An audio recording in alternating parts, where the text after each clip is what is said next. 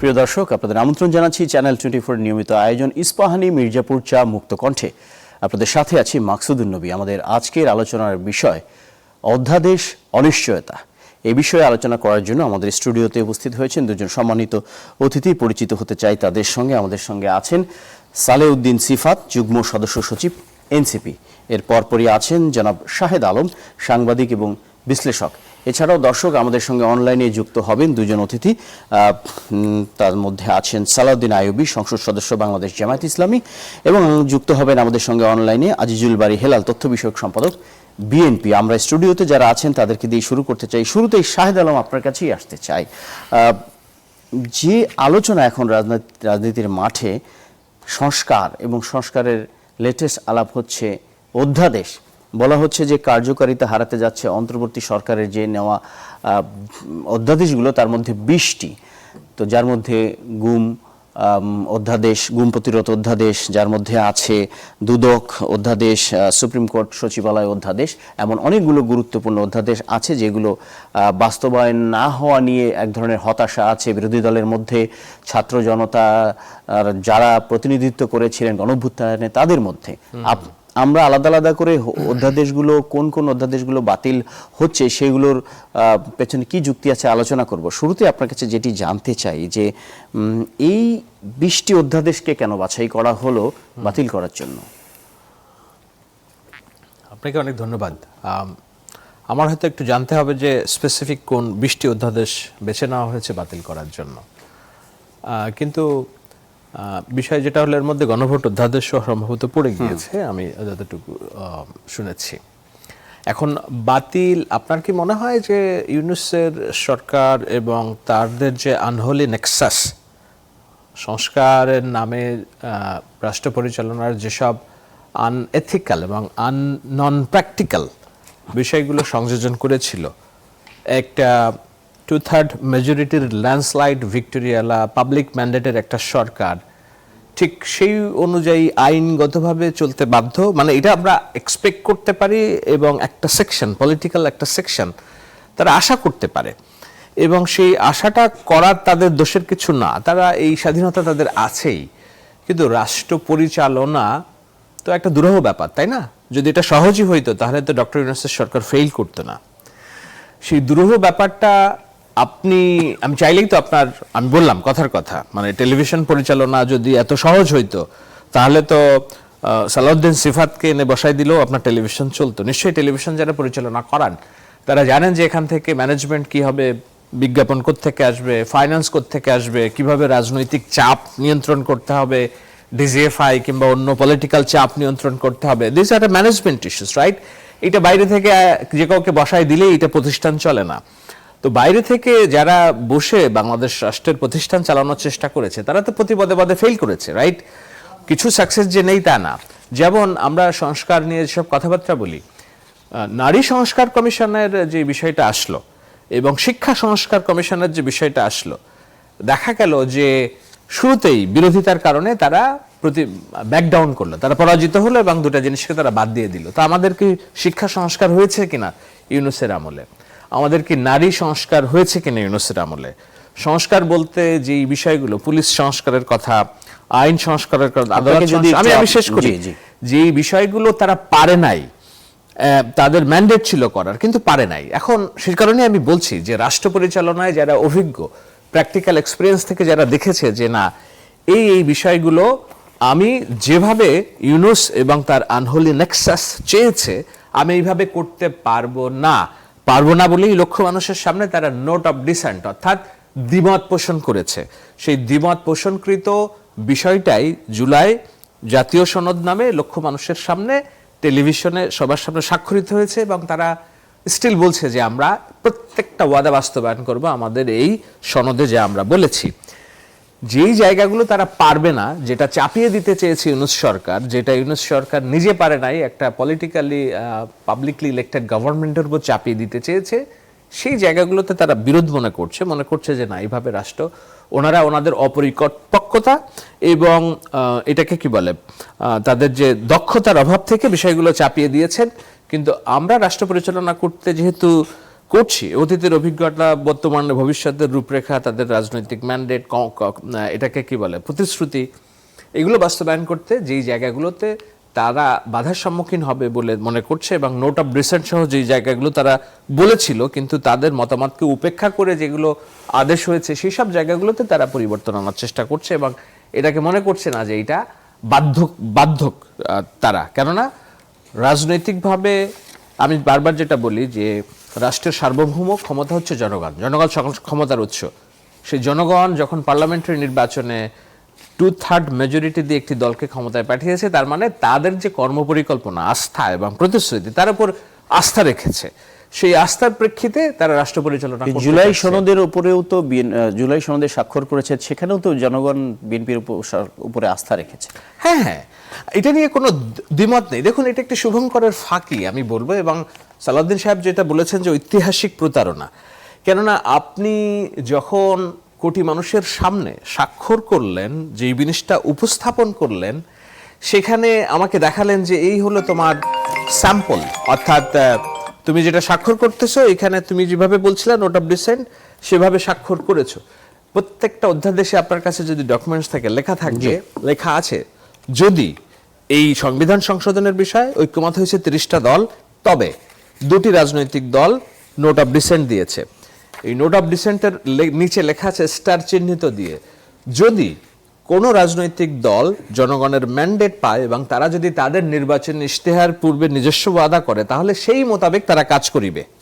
তো ওখানে তো বিএনপি বলছে যে আমরা জনগণের ম্যান্ডেট পেয়েছি, আমরা যে বিরোধিতার জায়গাগুলো দিয়েছিলাম সেইটাকে সহই আমরা স্বাক্ষর করেছি এবং জনগণের ম্যান্ডেট পেয়েছি, সুতরাং আমরা ওই বিষয়টা মাথায় নিয়ে আসবো আপনার কাছে। সো এখানে যেটা হয়েছে, পরবর্তীতে দেখা গেল যে সরকারের তরফ থেকে কিছু বিধিবিধান চাপিয়ে দেওয়া হয়েছে স্বাক্ষর করার পরে, যে 30 দিনের মধ্যে পাস করতে হবে, 180 দিনের মধ্যে এটা করতে হবে, ওইটা করতে হবে, এটা করতে হবে, যেটাকে বলা হচ্ছে প্রতারণার দলিল। কেননা এই চাপিয়ে দেওয়া সিদ্ধান্তে আমরা স্বাক্ষর করিনি, আমরা স্বাক্ষর করেছি যতখানি বিষয়গুলোতে আমরা ঐক্যমত্য প্রতিষ্ঠা হয়েছে, সেইখানেই শুভঙ্করের ফাঁকি। এবং আমি মনে করি এটার পরিপূর্ণ দায় ইউনূস সরকার, আমি বলছি তার অনেক ভালো কাজ আছে, কিন্তু এটা যে প্রতারণা হয়েছে, চাপিয়ে দেওয়া হয়েছে, এবং আজকে যে রাজনৈতিক অস্থিরতা কিংবা একটা টেনশন দেখা যাচ্ছে, যদি আমি মনে করি এটি বেশি দিন টিকবে না, যতটুকুই হচ্ছে এর পেছনের সমস্ত দায় দায়িত্ব যারা ঐক্যমত্য কমিশনে কাজ করেছে তাদের উপরে, তারা হোক আমাদের যত প্রিয়, হোক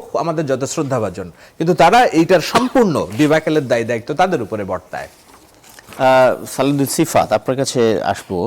যে 16টি অধ্যাদেশ বিল আকারে এখনই সংসদে উঠছে না, তার মধ্যে আমি যদি কয়েকটি উল্লেখ করি, মানবাধিকার কমিশন অধ্যাদেশ, জাতীয় আদর্শ ব্যবস্থাপনা অধ্যাদেশ, গণভোট অধ্যাদেশ, গুম প্রতিরোধ ও প্রতিকার অধ্যাদেশ, এরপরে দুর্নীতি দমন কমিশন অধ্যাদেশ, এই অধ্যাদেশগুলোর মধ্য দিয়ে মূলত এগুলো বলতে গেলে অনেক সময় লাগবে, যে আকাঙ্ক্ষাটা বাস্তবায়নের চেষ্টা করা হয়েছে বলে বলা হয়, যে একটা দীর্ঘদিনের যে দুর্বৃত্তপনা এবং মানুষের যে জীবনের নিরাপত্তাহীনতা এবং সাংবিধানিক প্রতিষ্ঠানগুলোর যে নিজের পায়ে মেরুদণ্ডে শক্তভাবে দাঁড়ানো, সেটি নিশ্চিত করার চেষ্টা করা হয়েছে। তার মধ্যে অন্যতম একটি আলোচনা করা হচ্ছে যে গুম প্রতিরোধ অধ্যাদেশ।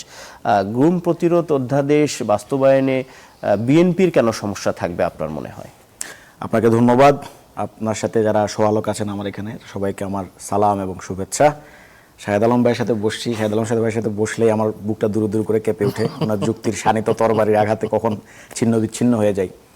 তো ভাই যে প্রশ্নগুলো করেছেন, আপনার গুম অধ্যাদেশে আসছি, ওটা তো আসলে ল্যাপসের কথা বলা আছে, কিন্তু যেই সকল অধ্যাদেশগুলো ডিরেক্ট বাতিল করার জন্য বা রহিত করার জন্য, হেফাজতে রাখার জন্য সুপারিশ করা হয়েছে, তার মধ্যে 2টা অধ্যাদেশ নিয়ে আগে আলাপ করি। গুম অধ্যাদেশ যেহেতু ল্যাপসের কথা আছে, সেটা নিয়ে আমরা পরে আলাপ করতে পারবো। এই 2টা অধ্যাদেশ নিয়ে কেন আলাপ করবো? একটা হচ্ছে সুপ্রিম কোর্টের জন্য পৃথক সচিবালয়ের জন্য যে অধ্যাদেশ করা হয়েছিল সেটা, এবং হচ্ছে সুপ্রিম কোর্টের বিচারক নিয়োগের যে অধ্যাদেশ, এই 2টা। আপনি শাহেদ আলম ভাই কিছুক্ষণ আগে বললেন যে বিএনপি নোট অফ ডিসেন্ট দিয়েছে, নোট অফ ডিসেন্ট অনুযায়ী বিএনপি করবে, নাইলে তো এটা প্রতারণা শামিল হলো।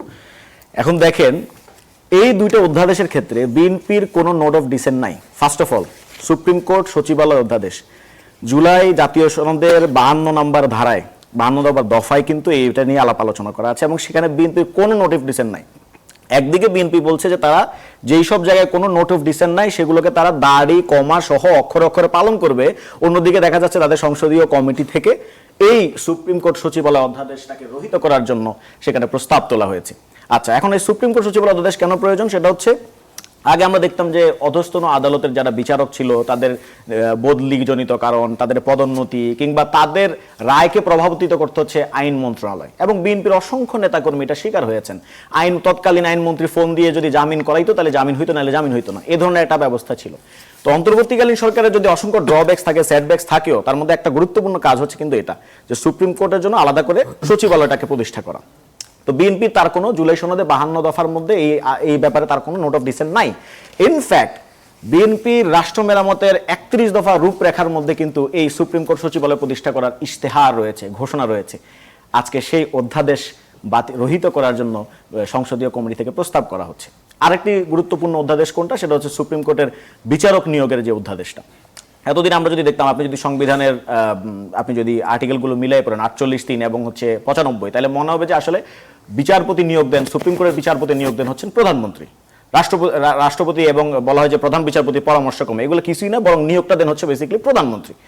এইটাকে বাদ দেওয়ার জন্য, এইটাকে আটকে দেওয়ার জন্য, নিয়ন্ত্রণ করার জন্য এই অধ্যাদেশটা প্রণয়ন করা হইলো, এবং সেখানে আপনার কাউন্সিল গঠন করা হবে। সেই কাউন্সিল বেসিক্যালি বিচারক অ্যাপয়েন্ট করার জন্য রাষ্ট্রপতির কাছে পরামর্শ বা প্রস্তাব প্রদান করবে। অর্থাৎ খুব ভালো ভালো কিন্তু কিছু কথা এবং সংস্কার সেখানে রয়েছে। আপনি যদি বিএনপির 31 দফা রাষ্ট্র মেরামতের রূপরেখা দেখেন, সেখানেও কিন্তু তারা বিচারপতি নিয়োগ করার জন্য অনেক গুণাবলী সম্পন্ন। তাহলে বিএনপি কেন এখন ভিন্নভাবে ভাবছে বলে রাইট, সেটা তো শাহেদ আলম ভাই ভালো বলতে পারবেন। যে আপনি ধরেন অন্য সকল অধ্যাদেশ আমি বাদ দিলাম, এই যে দুইটা অধ্যাদেশের কথা বললাম, এই দুইটা অধ্যাদেশের ব্যাপারে বিএনপির রাষ্ট্র মেরামতের 31 দফা রূপরেখার মধ্যে এটার পক্ষে বলা আছে তো তারা ক্ষমতায় আসলে এগুলো করবে। এখন যে 2/3 মেজরিটির কথা শাহেদ আলম ভাই বলছেন, সে 2/3 মেজরিটির বলে এখন বিএনপি তাহলে জনগণের সাথে গণপ্রতারণা করবে? জনগণকে যে ইশতেহার তারা দিয়েছিল, যে 31 দফা রূপরেখাকে তারা বেদ বাক্য মনে করে, সংবিধানের চেয়ে উপর হয়তো মনে করে ফেলে, এবং বারবার বলে যে আমরা সংবিধানে এই পরিবর্তন আনবো, তাহলে বিএনপি এখন হঠাৎ করে জনগণের সাথে এই গণপ্রতারণা কেন করছে? এই প্রশ্নটা আসলে আমি জনগণের কাছে রাখতে চাই। শাহেদ আলম ভাই, আমি কারেকশন দেই, সেটা হলো ও তো একটা রাজনৈতিক দলের প্রতিনিধিত্ব করছে, সিফাত। আমি বিএনপির সব কর্মকাণ্ডের এখন আমি তো আর বিএনপির প্রতিনিধিত্ব করছি না, এটা জনগণের কাছে প্রশ্ন। আমি বাংলাদেশে আপনি যেহেতু জানলেন বিষয়টা, তাহলে আপনি তো এখন বলতে হবে যে বিএনপি এটা জনগণের সাথে গণপ্রতারণা করছে। আপনি যেহেতু বলছেন যে সালাউদ্দিন আহমেদ ভাই ওই যে প্রতারণার কথা বলছে, জুলাই সনদ বাস্তবায়ন আদেশ একরকম দেখেছে, সাইন করেছে আরেক রকম, এটা যদি প্রতারণা হয় এবং এই কথাকে যদি আপনি সমর্থন করে থাকেন, এখন আমি যেভাবে উপস্থাপন করলাম, আপনি নিজে যদি এখন গুগল করে চেক করে দেখেন, বিএনপি রাষ্ট্র মেরামতের 31 দফা রূপরেখার মধ্যে আপনি ওটাকে প্রতারণা বলেন। আমাদের সঙ্গে অপেক্ষা আছেন ছোট্ট একটা উত্তর দেই, সেটা হলো যে এখন ওইটাকে আমি বলি যে পার্সপেক্টিভ, দৃষ্টিভঙ্গি। হ্যাঁ, এখন যদি এমন তো হতে পারে যে আপনি যেটা বললেন, যে আমিও কিন্তু আমার সংস্কার আলোচনায় সবসময় বলেছি যে আমাদের সংস্কার দরকার মূলত 3টা জায়গায়। একটা হলো 5 বছর পর পর নির্বাচন, সেটা যেন আমরা ইনশাআল্লাহ করতে পারি। আসবো, আমি একটু থামাচ্ছি আপনাকে। একজন অতিথি যেহেতু আছেন, আমরা আশা করি যে আমাদের সঙ্গে আজিজুল বারী হেলাল, বিএনপির তথ্য বিষয়ক সম্পাদক, তিনিও যুক্ত হবেন। আছেন জামায়াত ইসলামীর সংসদ সদস্য সালাউদ্দিন আইবী। আপনারা সংসদ সদস্য, আইন প্রণেতা, এবং বিরোধী দলের যে সমস্ত অধ্যাদেশগুলো সরকারি দলের সংসদীয় বিশেষ কমিটি সংশোধন করে বিল আকারে উত্থাপন করতে চেয়েছে, তাদের কয়েকটিতে বিরোধী দল জামায়াত নোট অফ ডিসেন্ট দিয়েছে, ভিন্ন মত দিয়েছে। এখন আসলে আপনারা কি করবেন?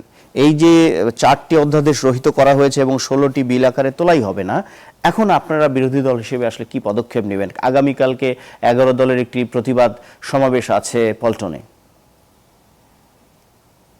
ধন্যবাদ আপনাকে।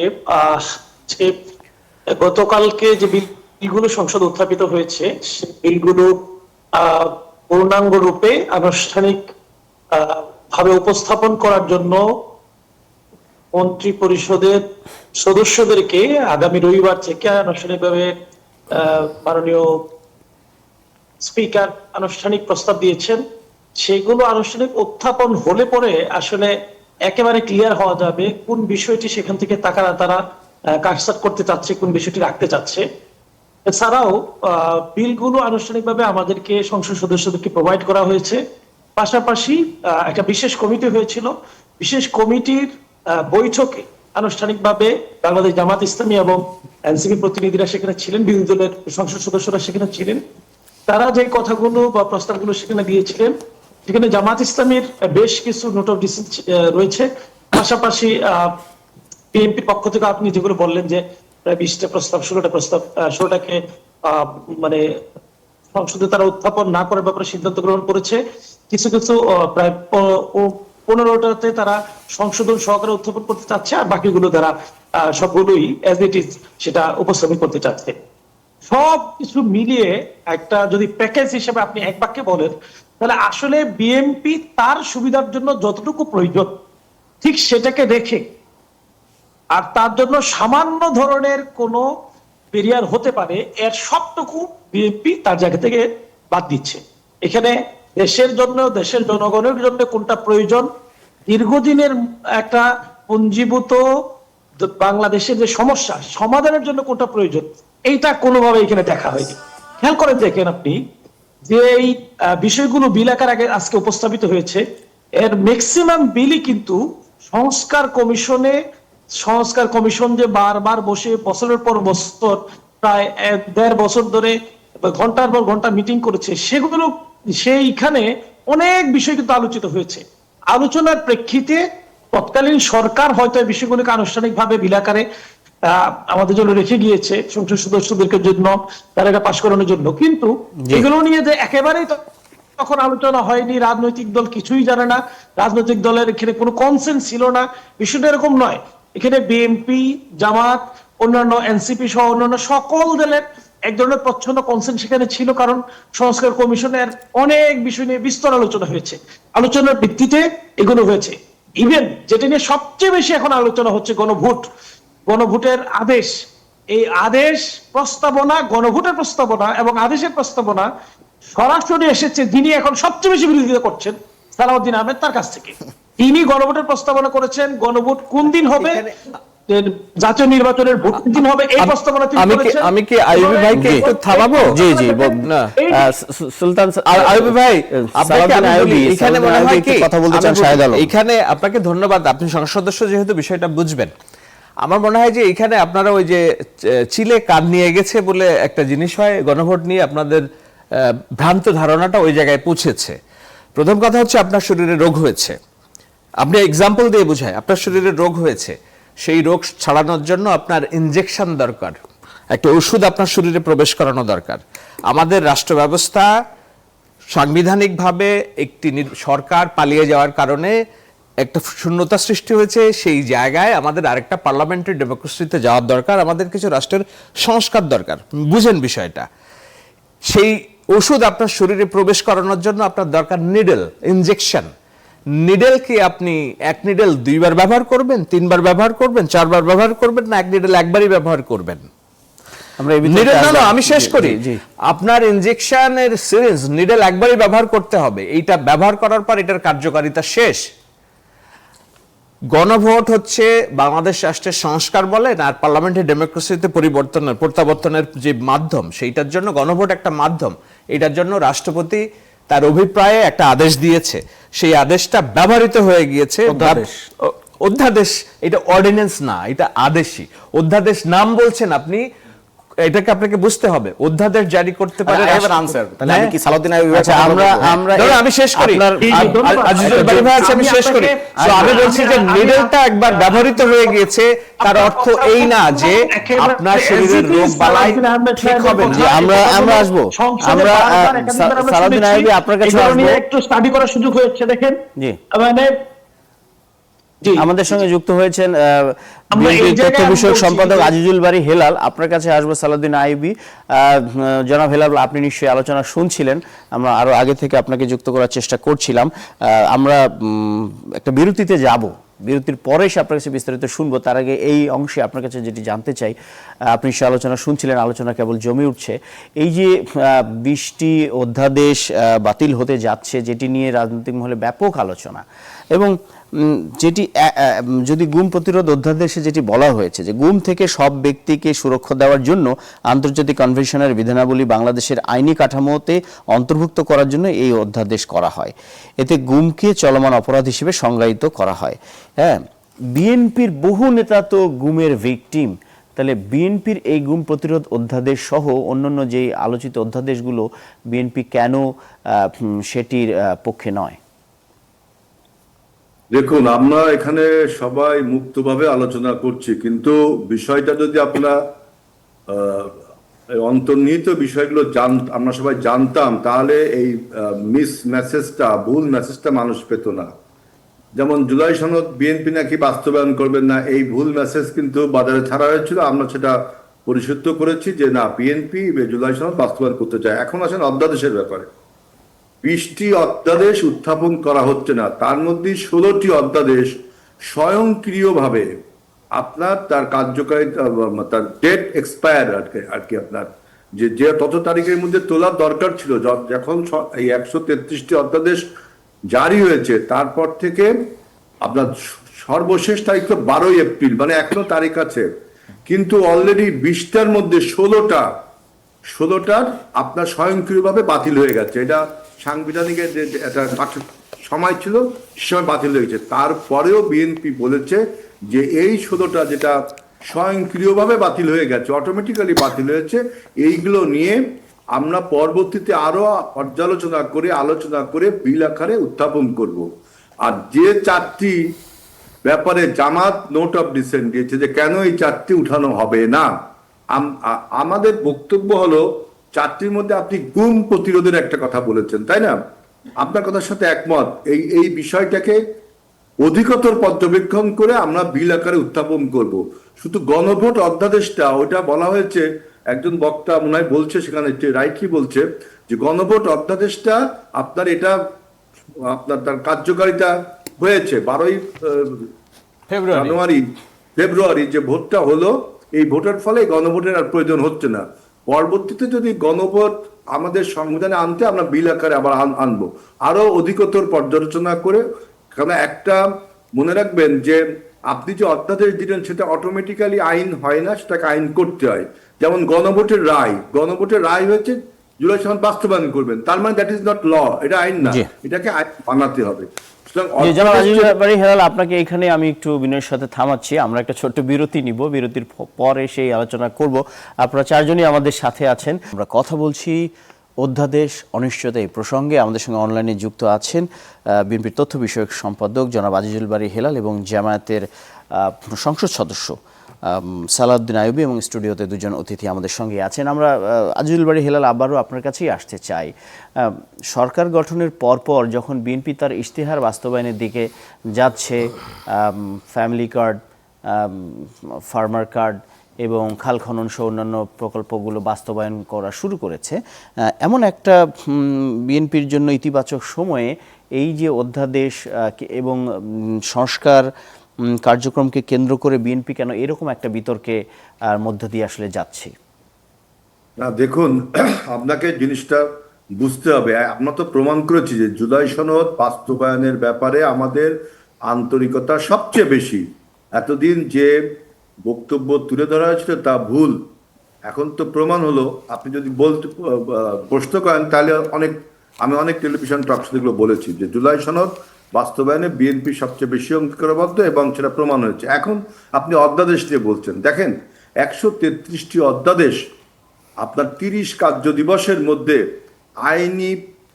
আইন বানানো, এটা একটা জটিল ব্যাপার। কারণ এই অধ্যাদেশের অন্তত 20টির মতো জিনিস আপনার পয়েন্ট অধ্যাদেশ রয়েছে, অর্থাৎ যেগুলো আপনার অনেক আইনি জটিলতা আছে, অনেক আইনি বিতর্ক আছে। এই জন্য কতগুলো স্বয়ংক্রিয়ভাবে ল্যাপস হয়েছে, কিন্তু ল্যাপস হয়েছে তার মানে হারিয়ে যায়নি। এইগুলোকে আপনার আরো আইনি কাঠামোয় বাঁধা যায় কিনা, কেন সংবিধান অধ্যাদেশ এমন কিছু আদেশ করতে পারে না, অধ্যাদেশ করতে পারে না যা সংবিধানকে বিতর্কিত করে তোলে। আমি যেহেতু আইনের ছাত্র না, আমার শব্দগুলো বলা ঠিক হচ্ছে কিনা, বিতর্কিত অথবা অন্য কোনো শব্দ হবে, সেই অধ্যাদেশগুলো তাড়াহুড়া করে এই আপনার সংস্কার কমিশন, ঐক্যমত কমিশন দিলে দেখা যাচ্ছে যে 20টার মতো সংস্কার বা অধ্যাদেশের মধ্যে আইনি জটিলতা সংবিধানে রয়েছে। আজিজুল ভাই হেলাল, আপনার কাছে একটা প্রশ্ন করতে চাই। আপনি যদি দেখেন, আপনি আইন সম্পর্কে ভালো জানেন, সুপ্রিম না, কোর্ট, আমি আইনি খারাপ না ভাই। একটু বলি আপনাকে, সুপ্রিম কোর্টের পৃথক সচিবালয় অধ্যাদেশও বাতিল করা হচ্ছে। যে সেক্ষেত্রে দেখেন যে জুলাই সনদের যে 52 দফায় বিএনপি সুপ্রিম কোর্ট সচিবালয় গঠনের প্রস্তাবে কিন্তু কোনো আপত্তি ছাড়াই একমত হয়েছিল, এবং আবার বিএনপির যে 31 দফা, আপনি কি বলতে চাচ্ছেন বিএনপির এখন 31 দফাতেও কিন্তু বিচার বিভাগের জন্য সুপ্রিম কোর্টের নিয়ন্ত্রণাধীন একটি পৃথক সচিবালয় গঠনের কথা বলা আছে। তাহলে এই অধ্যাদেশ কেন আসলে বাতিল হবে?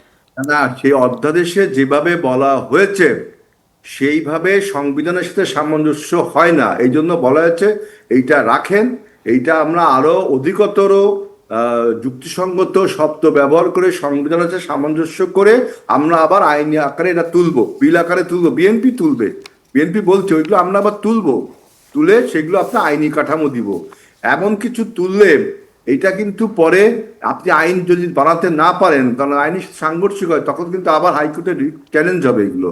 সেজন্য বলছি যে 16টি অধ্যাদেশ আপনার গুম কমিশনের যেটা যেটা দিয়েছে, সেখানে আপনি যদি পড়েন দেখবেন যে আসলে সংবিধানের সাথে সামঞ্জস্য না, ওই যে আপনার লিখছে যারা অধ্যাদেশগুলো জারি করছে তারা তাড়াহুড়া করে 133টা লিখেছে, কিন্তু কিভাবে লিখতে হবে, ড্রাফটসটা কিভাবে হবে, কোন কোন ধারায় এগুলো আইন বানাতে হবে, এইসব নিয়ে অনেক জটিলতা তৈরি হয়েছে। এই জন্য আমরা 16টাকে বলেছি যে এইগুলা আপনার এখন তোলার দরকার নেই, আর 4টাকে আমরা নতুন করে পর্যালোচনা করতে পারবো। তার মানে কি, অধ্যাদেশ কোনোটাই বাদ দিচ্ছে না, আপনাকে তো আইনসঙ্গত করে তুলতে হবে।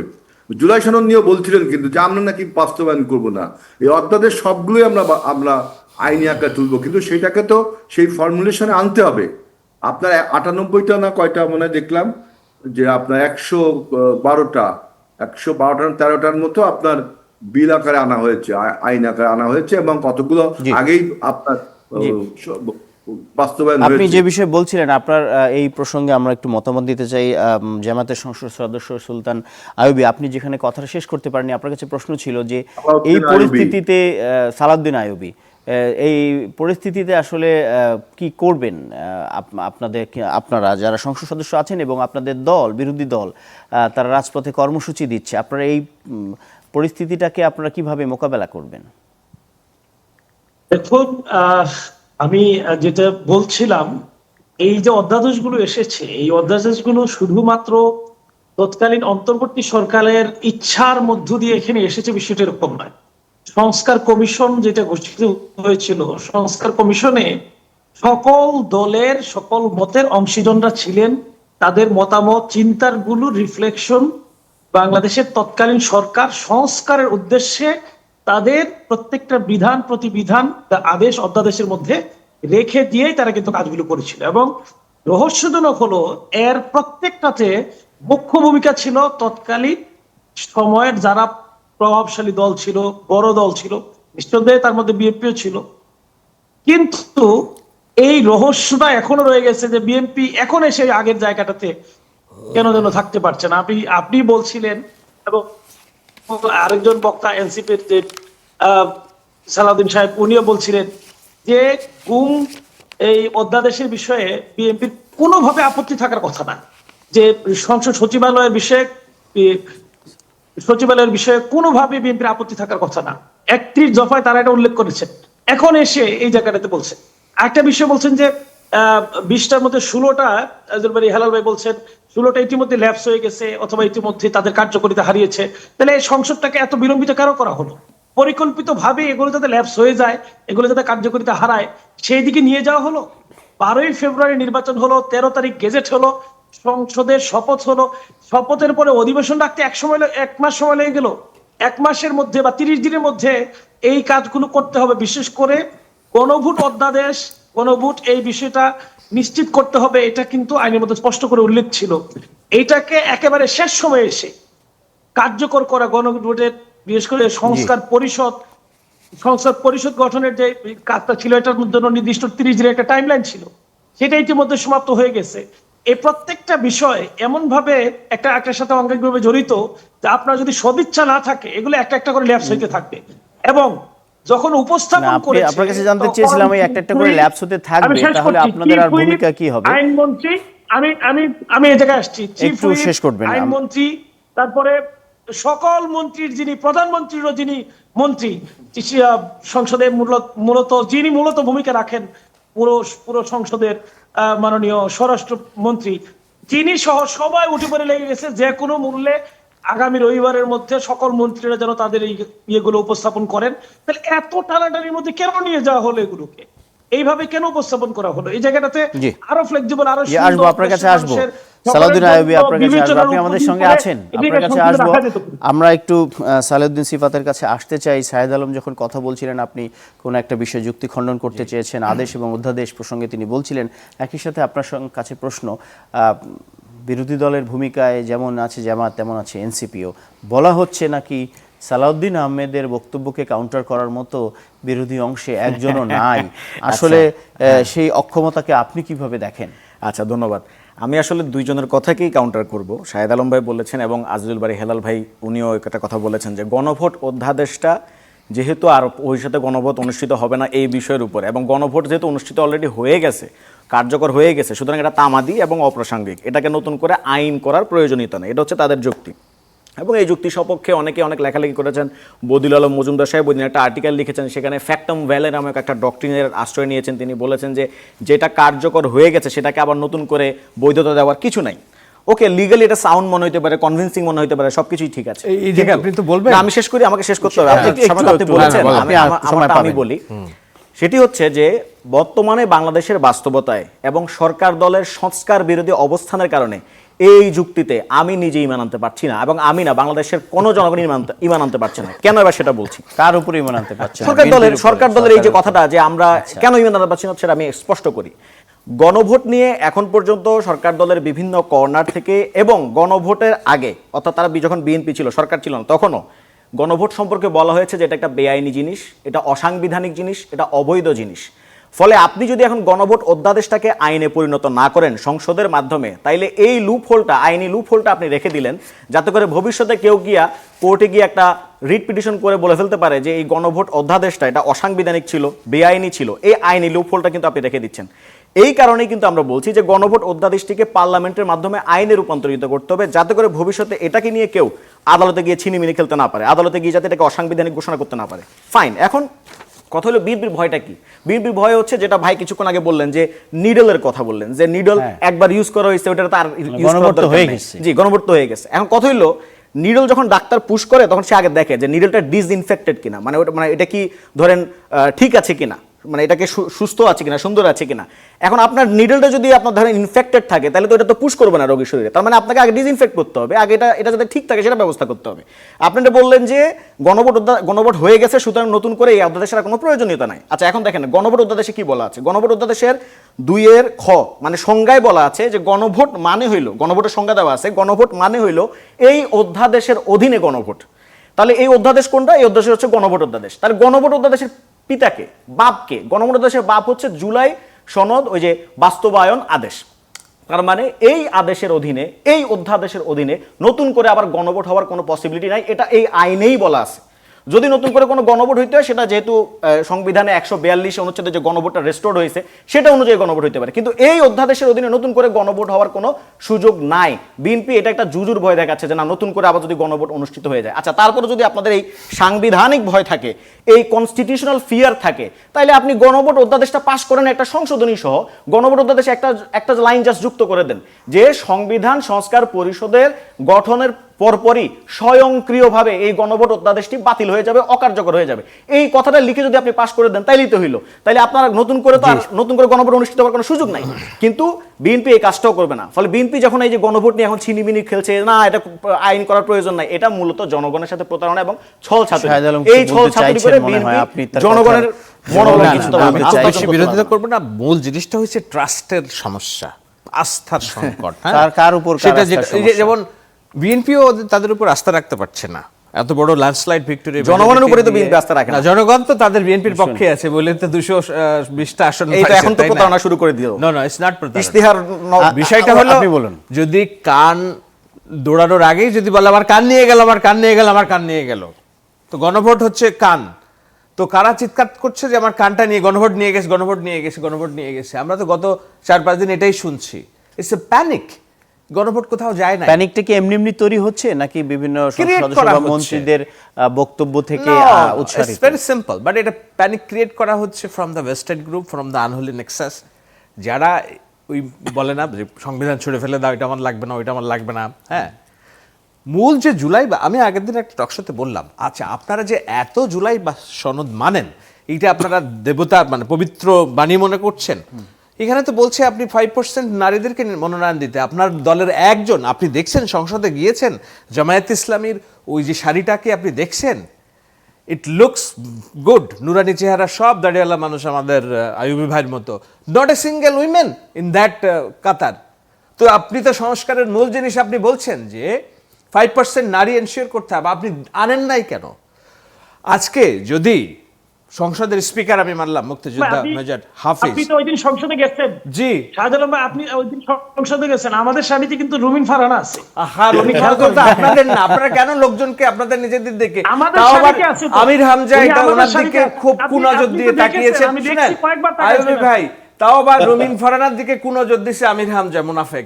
তো এইগুলো তো এগুলো ঠিক না। আমি বলছি আপনাদের নিজেদের নারী নেই কেন? এটা তো জুলাই সনদের বরখেলাপ। আর একটা বিষয়, সেটা হলো যে ওনারা বলছে এই যে ডেপুটি স্পিকার, এটা তো জুলাই সনদের অঙ্গীকার। বিএনপি কি বলছে যে আমরা নিয়ে নিলাম, ডেপুটি স্পিকার পদ তাদেরকে অফার করেছে, তারা কেন নিল না এটা? এটা তো জুলাই সনদ অনুযায়ী অফার করে না, বলছে দয়ার আকারে, No, মানে no, দেখাচ্ছে no, দয়া no, না, আকারে। সংস্কার, এটা এটা সংস্কারের দয়া আকারে ওয়াদা কেন নিব? থেকে। সো আমি যেটা বলছি, আমি বলছি মূল জিনিসটা হচ্ছে ট্রাস্ট। এই ট্রাস্টটা ওনারা আনতে পারতেছেন, ওনারা ভাবছেন আমার কানটা নিয়ে গেল। সেইটার জায়গায় আমার কথা হচ্ছে যে রাষ্ট্র পরিচালনা, শোনেন, আপনাকে কোড অফ কন্ডাক্ট, ব্রিটেনের তো লিখিত সংবিধান নাই, ব্রিটেন সভ্যভাবে চলছে না। আপনাকে যদি সংবিধান গুলেও খাওয়ানো হয় এবং আপনার মাথায় যদি ফ্যাসিস্ট রাজনীতি থাকে, সংবিধান কোনোভাবেই আপনাকে ফ্যাসিস্ট হওয়া থেকে বিতাড়িত করতে পারবে না, সংস্কার কোনোভাবেই আপনাকে ফ্যাসিস্ট হওয়া থেকে বিতাড়িত করতে পারবে না, কারণ each and everything has a loopholes. একটা লুফোলসের উদাহরণ আমি দেই। ওনারা যাওয়ার আগে বললেন যে 180 দিনের মধ্যে এটা কার্যকর না হলে স্বয়ংক্রিয়ভাবে কার্যকর হয়ে যাবে। 180 কার্য দিবস, তো এখন 180 কার্য দিবস মানে 180 দিন, তো 180 দিন মানে কি নর্মাল 180 দিন না বিজনেস ডেজ? বিজনেস ডেজ যদি হয় তাহলে এটা 2-3 বছরের কি বলে, এটা অন্তত 6-7 মাসের বেশি বিষয়। লাগবে। না, 6 মাস হবে নর্মাল 180 দিন, বিজনেস ডেজ হলে এটা হয়তো 6 মাস হবে। 9 মাস থেকে 1 না, বছর যাবে। 9 মাস থেকে 1 বছর হবে। কিন্তু এটা তো সংবিধানের বিষয়। এটা যদি বলা হয় যে 180 সাংবিধানিক কার্য দিবস, কত বছর যে থাকে তাহলে? এটার কোনো ব্যাখ্যা কি তারা যাওয়ার আগে দিতে পারছে? সো আমি বলছি each and everything has a loopholes, each লাইনে লুফোলস আছে। মূল জিনিসটা হলো আপনাকে জি, আস্থা আসবো রাখতে আমি। হবে, যে আস্থার সংকটটা যদি বিরোধী দল হিসেবে ওনারা, এনসিপি এবং আমাদের যে তথাকথিত কান নিয়ে গেছে ইন্টেলেকচুয়াল গোষ্ঠী, যদি তারা নিয়ন্ত্রণ না করতে পারে, look, country is in trouble. এই যে মধ্যপ্রাচ্যের যুদ্ধ, তেল সংকট, নানামুখী আমাদের সংকট সবকিছু তৈরি হয়ে মিলিয়ে এখন গেছে যদি আমাদের সব এরই মধ্যে। চিন্তা, আমাদের আমরা এই আজিজুল সংবিধান, বারী হেলালের সংস্কার, কাছে এগুলোতে আবার ব্যয় একটু করি। যেতে চাই। এই রাষ্ট্র তো মুখ থুবড়ে পড়বে। সেটার জন্য তো বলা হয়েছে যে সংবিধান সংস্কার পরিষদ গঠন করেন, ওইখানে সংবিধান নিয়ে আলাপ হবে, জাতীয় সংসদে তেল সহ অন্যান্য সংকট নিয়ে আলাপ হবে, সেটা তো করছেন না। গঠনে সম্মত হয়েছে না, না, দুইটা এটাও ভুল, দলই। এটাও ভুল। আমি একটু 1 মিনিট সময় নিচ্ছি। আপনারা বলছেন যে সংবিধান সংসদের জন্য কমিটি, কেন সংবিধান সংশোধন কেন হবে? সংবিধান সংশোধন তো অর্ডিনারি পার্লামেন্টারি প্রসিডিউরেই করা যায়। সংবিধান সংশোধনের জন্য তো আলাদা করে কমিটি লাগে না, যে কোনো অর্ডিনারি পার্লামেন্টারি প্রসিডিউরে সংবিধান সংশোধন করা যায়। আমরা বলছি সংস্কারের কথা, সংবিধান সংস্কারের জন্য আপনার ওই যে সংশোধনী কমিটি দেওয়া হবে না, কারণ সংশোধনী কমিটি বা সংশোধনী অর্ডিনারি পার্লামেন্টারি প্রসিডিউরে বেসিক স্ট্রাকচারটাকে ক্ষুণ্ণ করে এমন কোনো সংশোধনী আনা যায় না। আর বিএনপি নিজে তার রাষ্ট্র মেরামতের 31 দফা রূপরেখাতে বলেছে সংবিধানকে সংস্কার করা হবে, সংশোধনের কথা কিন্তু বলে নাই। এখন বিএনপি নিজেই যদি একবার এই তাদের ইশতেহারে বলে সংস্কারের কথা, এখন আচ্ছা, বলে সংশোধনের কথা, আপনি কি এই ধরনের ডুয়াল রোল। আপনি ম্যাশ পটেটো পছন্দ করেন না আলু ভর্তা পছন্দ করেন? আমি ভাই বাঙালি লোক, আমি আলু ভর্তাই খাই। আচ্ছা, আর আমি আমেরিকায় থাকি, আমি ম্যাশ পটেটো পছন্দ করি, কিন্তু জিনিসটা একই। নো কোনোভাবে একই না। নো, ম্যাশ পটেটো মানে সংশোধনী হচ্ছে আলু ভর্তা সংস্কার বাংলায়। সংস্কার So, সংশোধনের এইটা জন্য এইটা আচ্ছা, আমরা এই আলোচনায় আপনি যদি একই হয় তাহলে সংস্কার করতে অসুবিধাটা কোথায়? আলু কারণ হলো ভর্তা আপনারা কিংবা জিনিসটা ম্যাশ পটেটোর বুঝছেন। আলোচনায় যাব।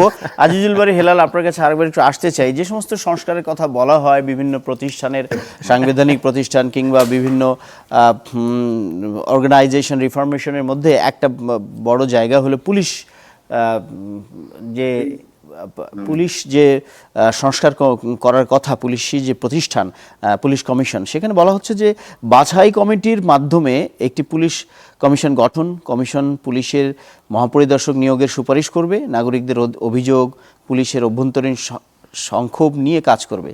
এই লক্ষ্যে পুলিশ কমিশন অধ্যাদেশ জারি করেছিল অন্তর্বর্তী সরকার। এটিকেও সংশোধিত আকারে সংসদে পাশ করার সুপারিশ করা হয়েছে, যদিও এখানে বিরোধী দলের ভিন্ন মত আছে। তো এই যে এই সংস্কারগুলো নিয়ে আসলে সামনে আগাতে সমস্যা কোথায়? এখন কি বিএনপির বিপক্ষে এরকম একটা ধারণা করার সুযোগ পাচ্ছে বিরোধীরা যে বিএনপি সংস্কার বিমুখ?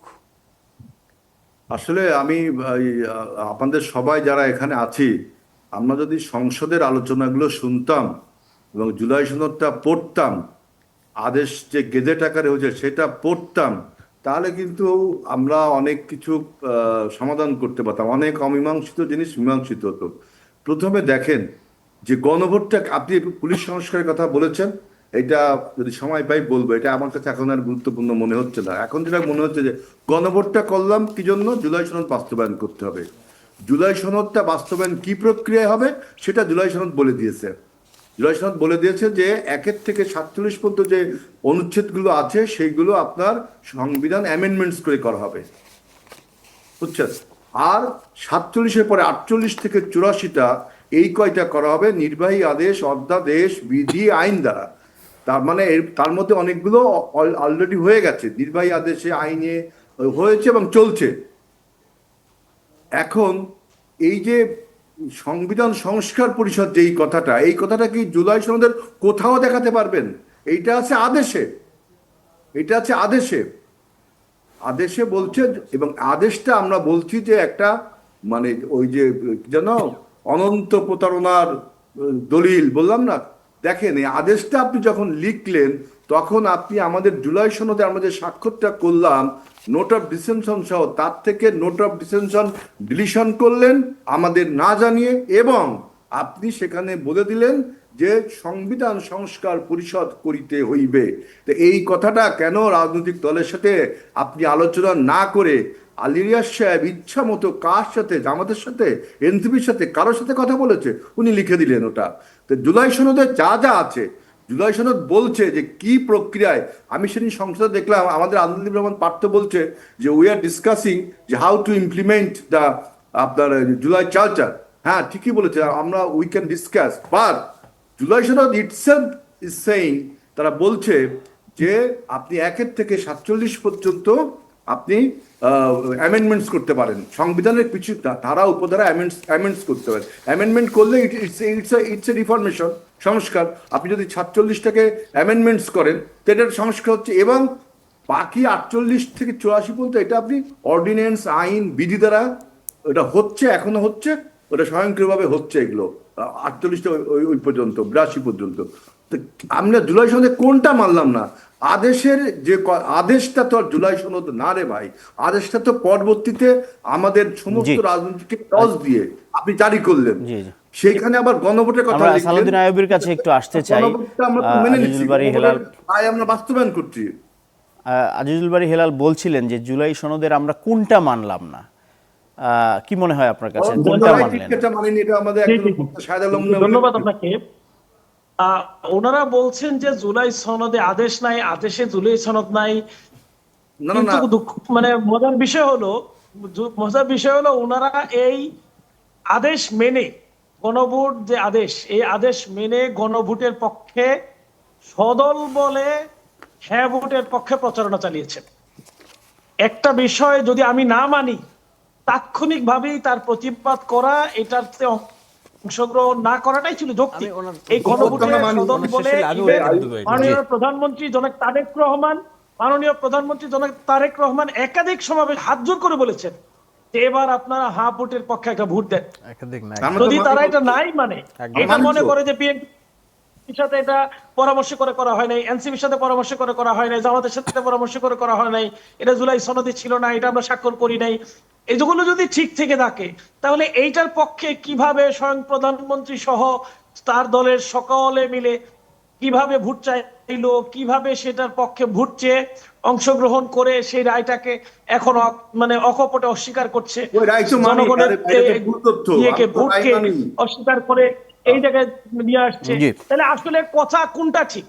কথা কোনটা রায় ঠিক? তো ওনাদের মানি আমরা। কাজটা ঠিক নাকি এই বর্তমান কথাটা ঠিক? গণভোটের আসলে রায় আমরা মানি। এখন কিন্তু এখন এই জায়গাটাতে খুব ইয়ে করে বলতে হয় যে আসলে আমি বলবো যে এই জুলাই অনন্ত প্রতারণার দলিল নয়, এখন যে কথাটাকে ঘুরিয়ে ফেলা হচ্ছে, এখন কি এই গণভোট থেকে সরে গিয়ে, গণভোটের আদেশ থেকে সরে গিয়ে গণভোটে যে 4টা প্রশ্ন ছিল, এই 4টা প্রশ্ন মানবে না বলে তাদের যে অত্যুক্তি, তাদের যে উক্তি, এইটা হলো জনগণের সাথে এক ধরনের প্রতারণা। জি, সালাউদ্দিন আপনি আইয়ুবী। জনগণকে বলেছেন যে এটার পক্ষে ভোট দেন, এটার পক্ষে রায় দেন, আবার এখন বলছেন যে এগুলো ছিল প্রতারণা। জি, তাহলে ধন্যবাদ। জনগণ প্রতারিত হলো। এখন আসবো আপনার জনগণ কাছে। আপনাদের গণভোট কথাই ভোট তো দিয়েছে, আদেশটা ভোট দেওয়ার তো- পরে এখন আপনি জনগণের সাথে প্রতারণা করছেন। জি।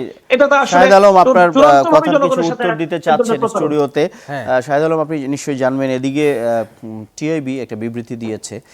তারা বলেছে যে সুপ্রিম কোর্ট বিচারক নিয়োগ এবং পৃথক সচিবালয় বিষয়ক যে 2টি অধ্যাদেশ বাতিল এবং জাতীয় মানবাধিকার কমিশন অধ্যাদেশ যাচাই বাছাইয়ের নামে যে স্থগিত করে সুপারিশ করা হচ্ছে, স্থগিতের সুপারিশ করা হচ্ছে, তাতে তারা ক্ষোভ প্রকাশ করে এগুলো অবিকৃত অবস্থায় উত্থাপনের দাবি জানিয়েছে। টিআইবির এই বিবৃতিকে কিভাবে দেখেন এবং একই সাথে আপনি কিছু বলতে আমি চাইছেন? বলি, টিআইবির বিবৃতি নিয়ে আমি কথা বলবো, মানবাধিকার কমিশন, গুম কমিশন নিয়ে আমি কথা বলবো। তার আগে আইয়ুবী ভাইকে আমি বলি, সেটা হলো যে আমরা এখানে মিসলিড হচ্ছে। গণভোটের পক্ষে তারেক রহমান একাধিকবার না একদিন প্রচারণা বলেছেন যে হ্যাঁ ভোট দিন, কেননা উনি আবু সাঈদের মাজারে গিয়েছেন এবং উনি জুলাইকে ধারণ করেন, এবং বিএনপিও জুলাইকে ধারণ করে বলে গণভোটের পক্ষে তিনি বলেছেন। এবং জনাব শাহেদ আলম, জি। এই কথা মাননীয় প্রধানমন্ত্রী জনাব তারেক রহমানের সামনে বলা হয়েছে একাধিকবার।